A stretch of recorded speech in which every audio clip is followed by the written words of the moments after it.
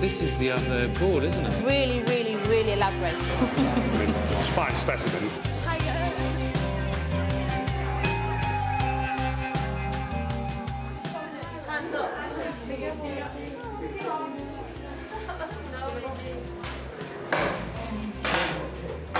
Selena Kumbu is a no-nonsense English teacher who's been at City and Islington College for 2 years. Out. Number one, you're late. There's people in this class who are waiting and you come screaming in like that. That kind of noise is unacceptable. In her first year, she was keen to show the students just who was boss. But a year on, she's worried her assertiveness may be too harsh, and she's hoping Jenny Green, the head of the Teaching and Learning Unit, may be able to help. Right, is everyone ready? It's an English Language and Literature AS level class, and the students are analysing the grammatical structures of an Amnesty International article on torture. Right, so we've got concrete nouns, guns, pliers, electrodes. It could be a lexical set of what? Weapons. Good. Right, so lexical set of weapons, lexical set of pain. Do we agree? Yeah. Okay. Right, what I want you to do now. So you know how to come up with points. You know how to talk about the effect on the reader. Now you need to practice how you're going to write it. What are your impressions of now seeing yourself in the opening of the lesson, and how do you feel it was going? I feel they were engaged with the work. I think that when I teach, I'm very not formal, but I like to have a sense of work, a work kind of ethos in the classroom, because they're first years. So I think I've come across as being very like in the army. No, not in the army. A bit regimental, almost. I think in control is how I would put it. Whenever you see my marking, if I've put this on your under something, right, that means you need to rephrase it. Either you need to change a word. There's nothing wrong with the word you've put, but a better one would be in there. Or the whole phrase, you could change it somehow. If you see a line under it, spelling. I'm not going to spell it for you because you'll never remember it. So it's for you to go away, get a dictionary. Does everyone have a dictionary at home? Yeah. Right, get a dictionary, look up the word and find the correct spelling. You do have high expectations of the students, I think, both in, expectations that they're there on time, that they bring their work. I noticed how all of them, I think all but one gave in their homework. So that's very impressive. This is a lexical set of violence and also connotations of weapon. These concrete nouns create a feeling of anger and shock to the reader. It also makes the reader sympathise with the victims. So good. So we've got abstract nouns, we've got use of adjectives, use of repetition. Alex? They use names of the victims to make it feel a bit more personal because they're telling you their story. That feedback they gave, I thought was really interesting. I mean, they were able to understand the terms like modal verb, abstract nouns, difficult concepts, but they were also able to relate them to the writing. Yeah, they've learnt a lot in a short space of time, and it can boost their kind of confidence as well to say, I know how to use these terms, and 3 weeks ago I didn't know. The class then grapples with the grammar alone, with Selena working with individual students. What is your point? That it brings up a clear image. Where's the noun and where's the adjective? The adjective is electric, isn't it? Yeah. And the noun is cattle. And not prod, more prod. More the prod and cattle prod. Is the modifier, isn't it? So they're both modifiers, yeah? So this is the noun phrase, the main noun. And this is, what did you say before? To say the adjective. Yeah, and how old are they? 23. 23, so someone very young, been electrocuted. How are they being treated then? Like what? Like cattle. Like cattle? Yeah. Yeah? So Simon, I taught him GCSE last year. I kind of spent a lot of time with him because he looks a bit down, And I don't want him to feel that it's too hard, because it's not, and everyone's feeling the same way. Well, I thought it was very interesting because I felt it was an example of you being able to push a student, but in a gentle way. So you were pushing him, you were moving him forwards. You don't just want to put the word does this, right? Proper nouns, let's put the adjectives, repetition. But Selena's high expectations and tight control are coming at a cost. She's finding it difficult to vary her teaching style, and the students are in the firing line. Finish off. The concrete nouns, guns, electrodes and pliers. It's to show the reader the equipment. And I'll show the reader The equipment that they're using to torture the people. Is that all you've written? No. Keep on going then.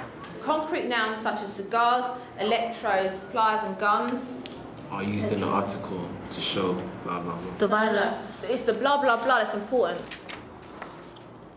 I feel almost like scared for the students. I feel a bit scared for them, but There's always ways of bringing in a bit of fun learning into a lesson. So at some point, maybe just before break, just after break, somewhere they have that space for just kind of relaxing a bit, and which helps reflection. He, she, they. Right, what is your name? Rohi. Yeah, what is that? Proper noun. So just because it's got noun in the title in the words, don't get confused.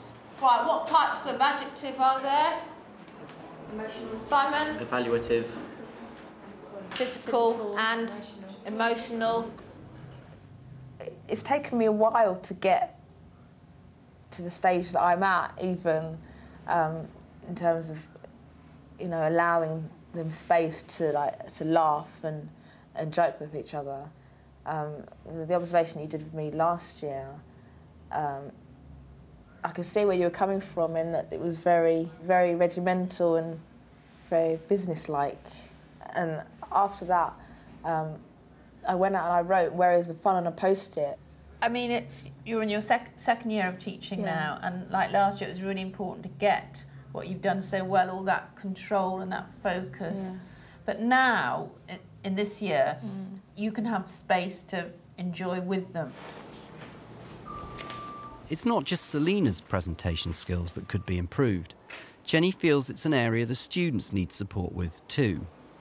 Therefore, an intimate bond can be developed, initially allowing the reader to want to initially allowing the want to help the victim rather than being forced into a situation to donate money unwillingly. In addition to that, the audience feels guilt due to their personal relationship established with the victim from reading the article, making them donate money quicker and possibly in larger sums. Good. Okay. Can you breathe? Okay, so what she's done, she's taken this idea of use of proper nouns and she's kind of really, really, really elaborated on it. Alex? The use of concrete nouns such as cigars, electrodes, pliers, guns, and so on. Her handbag, I mean, that was a brilliant... Armour. Yes, armour, wasn't it? So she's hiding behind her handbag. Think about presentational skills. Think about what you can do to really enhance them. Because the other student next to Alex, who gave the brilliant answer, she read it so quickly that it was difficult to hear any of it. And I think it was a problem for nearly all the students. I think they all have problems with presentation. What kind of ideas have you got for doing something about improving their presentational skills? Maybe the beginning half of the lesson, they're working in their groups, and then there's a very formal, stand up at the front and present back to the rest of the class. And then maybe it won't be so on the spot, and then they'll get used to it. In her next lesson, Selena wants to relax a bit and make the lesson more fun. She'll use group work, with students preparing presentations for the class. But it won't be easy. Her cough has turned into a heavy cold. Right, so remember, you are going to present to the class. So your ideas have to be clear. When you're standing up here, you have to know what you're saying. I'm going to give you 15 minutes. And it helps create imagery, because at the beginning he was describing the girl. I know I'm not answering what you're asking. It helps create imagery, and you're not answering. See, I'm getting confused as well. Okay, let's think of one thing at a time. So how is that indicated on the page? Quotation marks. Right, so direct speech, quotation marks. Today, The students are working on the meaning and grammar of two romantic poems about childhood, The Schoolboy and We Are Seven. Remember, this is written when? Like, hundreds of years ago? She's white. Huh? All right, you know what I mean. You've got this young girl, and she's dressed very wildly. She's got a woodland air. Right, so if she's got a woodland air, what kind of... Where would you... Is she a city girl? She's a country. Right, she's a country girl. He imagines how this person may have been affected by the environment that he thinks is damaging to the young people. We're going to look at it in more depth because I didn't realise the gym thing. Oh, no, you've said it already. Okay, everybody. The groups are working well, allowing Selena to talk less and moderate her teaching style, while the students' confidence also seems to be developing. Okay, we're going to have two groups presenting, one group from each. You are going to grade, you're going to kind of come up with a winner, right? For the best group who do the best presentation. Content, do you actually understand what on earth they're talking about? Right, does it make sense to you? So have they organised their stuff to make it easy for you to understand, okay? And the winner, there'll be a prize. He thinks that school is boring and that teachers are cruel, and then that relates to our other linguistic feature, which was the cage bird metaphor. Yeah, you want to always come back to what is the poet trying to say? What is the meaning? Right, instead of just saying, this is a metaphor. He wants to be free and mix with nature, but school stops that. Right, so he wants to be free with nature. Yeah. School stops that kind of instinct, I suppose, yeah. Yeah. Thank you. Right, so give that group mark out of 5. Small comment, eye contact, blah, blah, blah. Selena's given the students a table to peer assess each of the presentations. Yes, up. The second voice is that child, girl. The third one is now. It's basically just two voices, but the man is talking as the narrator as well. Okay. Jackie? Talks about kind of like the girl, that she's free, wild, not tamed properly, like a country girl.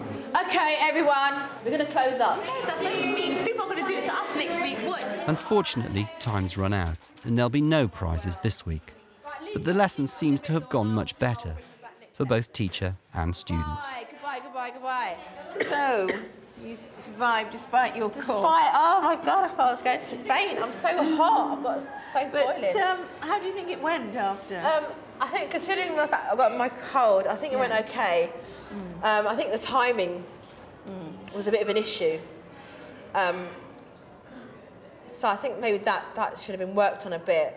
But like when I was going around, they'll come up with like really interesting stuff, and then I can't stop talking, and then I end that conversation, I look at the clock and it's too late. So I think keeping an eye on time is one thing, but I think the presentations, it did make them think. Yes, it did. And I also thought having the sheet for them to mark each other was a really good idea, and that was a fun idea, and they were really keen. Some of them still do need a little help with the presentational skills, particularly in the things not so much in the content and the ideas, but still in the way they're talking and presenting themselves. So it's something that you can go on working with them. But I thought it worked ever so well. Yeah. They were listening to each other, they were all involved, all talking, and learning to work as a community in a way, and then supporting each other across the class at the end. So no, I think that was really great. Oh, good. Oh, it's a relief, I tell you, to hear that.